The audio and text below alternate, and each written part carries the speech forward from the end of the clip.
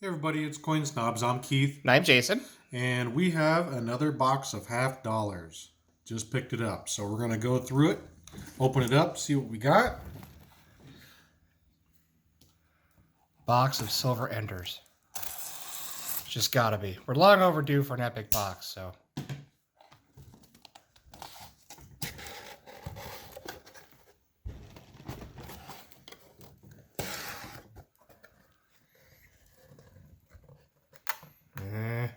Well, we got some nice looking coins.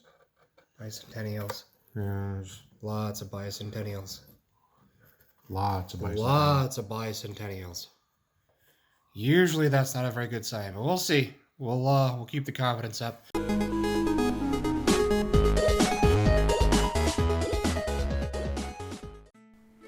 What's up, everybody, and welcome back. I'm gonna go ahead and take a look at some of the cooler things that we found in that box. First off, we have a 2006 Denver Nipsey, not intended for circulation. Pretty okay looking coin, definitely been circulating for a little bit, so it's certainly far from perfect. Not something that was just pulled out of one of those Mintbot rolls yesterday. But it's a Nipsey, so, you know, a little bit lower mintage than most.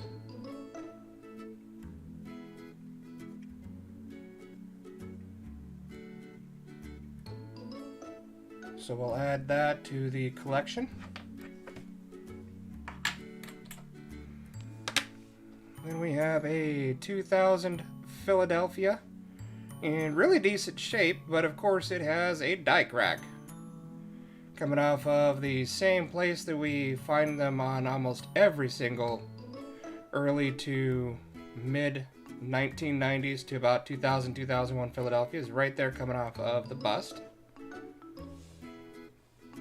Usual hits and strikes and scrapes and all that fun stuff on the face. A little bit of a bag mark there to the right of the L.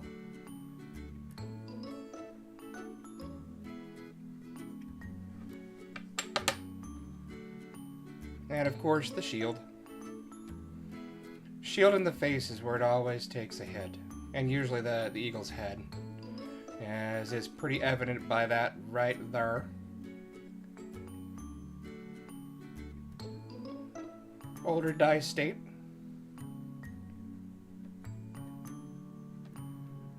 Been kissed by the crimper. So all in all, obviously not in great condition, but we'll keep it because it has the die crack.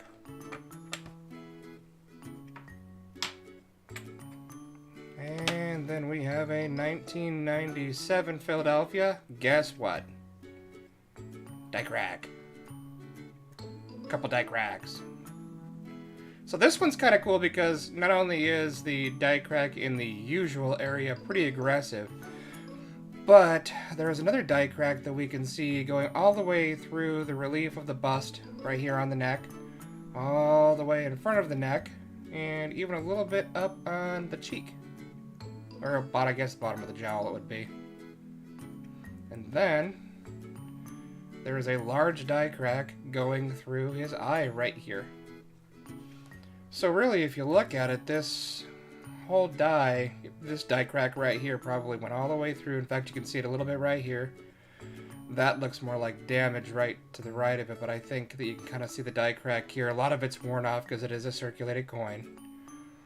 All the way through here and right to the eye, and then it looks like it terminates right there next to the eye. No, wait. Well, there's more die crack up here. Going all the way through the hair. All the way through this F. And then it ends all the way to the top of the F. So, from looking at this evidence, it's pretty safe to say that just a few strikes after this one, that die failed completely. That die had to have shattered. Because, I mean, this thing is just about to come apart right here. And that's crazy. That whole side of that die is about to crack off. So that's cool. That's a little bit of an extraordinary find. That's one heck of a die crack. The reverse. Yeah, and look at the heavy wear on the reverse. So this was definitely an older die pair. I mean, that thing is really worn. Don't really see any die cracks there, but I mean, even if there was cracks in the anvil die, the reverse die, you probably wouldn't even be able to see them because the metal flow would just completely cover it up. And it's kind of strange because this die, although it's obviously an older die, doesn't look as bad or as old as the reverse die. But yeah, that sucker was just about to fail. So that's a super cool find. And then we have a 1971 Denver in nasty looking shape. Super old die, not very pretty. Pretty well worn, pretty well stained. Probably wouldn't even give this a second look. Except all of these die cracks coming off of the Y. This die probably lasted a little bit longer than the other one because, I mean, obviously it was beginning to fail. And those are some pretty well stressed cracks. It terminates right here, so it doesn't look like this whole piece would chip off.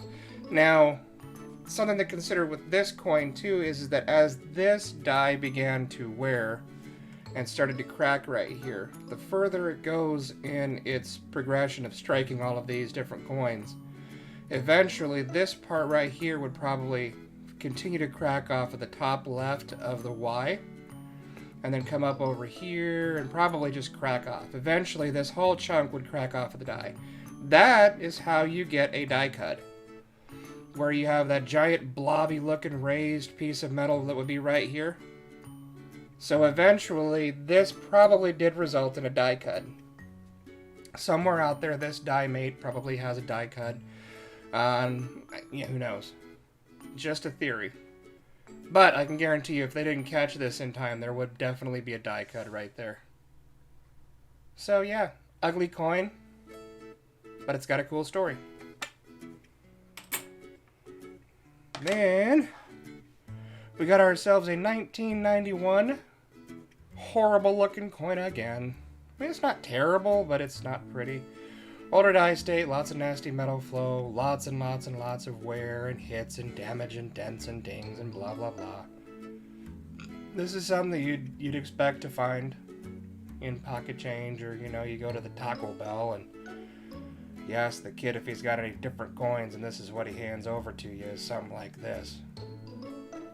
1991, ironically, does not have the die crack that you would find in a Philadelphia coin typically. Although this one's a little bit earlier. It seems like 1993 and up is when we find the die cracks coming off the bust on the Philadelphias.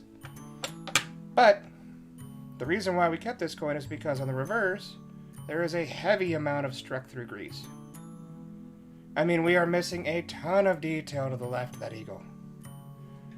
And as you can see, it kind of starts below the UNI in United, all the way through these stars. Excuse me, goes all the way over here, through the eagle, or the wing of the eagle, I should say. All the way up here, through E pluribus unum. I mean, this isn't even readable right here. Down to the leg. So yeah, when the mint worker polished that die, they didn't get all of the polishing compound off, created a space in between the die and the planchet, and there you go. And look, there's more right here. All the way a little bit through the M, below the M, through the wingtip, through the wing. I mean, this thing is definitely struck through grease. And as you guys know, although it's not like there's a huge demand for these, there is some demand out there. There's quite a few people that collect struck through, but it's not that uncommon of an error, so, But I mean, we're going to keep it because it's cool. This is what we like. It's an anomaly. And I mean, it's an error. This was a mistake. Very cool. And then, one lonely silver. Not that I'm complaining, but me and Keith are just fine with it. One silver's better than no silver. And at first I kind of got excited when I saw what looks a bit like doubling right here in the W. To the left of the W in we. But then as you can see here, it's also through a little bit of the G, but mostly the O and the D in God. So it's strike doubling. To further confirm that, you go up here to the front of the bust of Kennedy, and it almost looks like it's doubled there, but it's definitely strike doubling, unfortunately, so it's not real doubling. A little bit in front of the eye, the cheek, the forehead, the brow.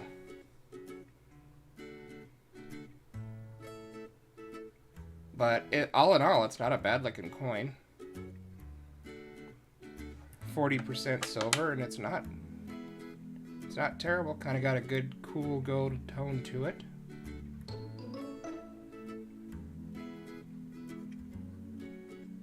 Pretty spiffy. Yeah, not too shabby. Decent strike, decent condition. A little bit of bag mark right there. Yeah, we'll take her. She's a silver. Anyway, guys, that's all we got for this box, but we will see you soon. God bless, love you all, and thanks for checking it out. Bye-bye.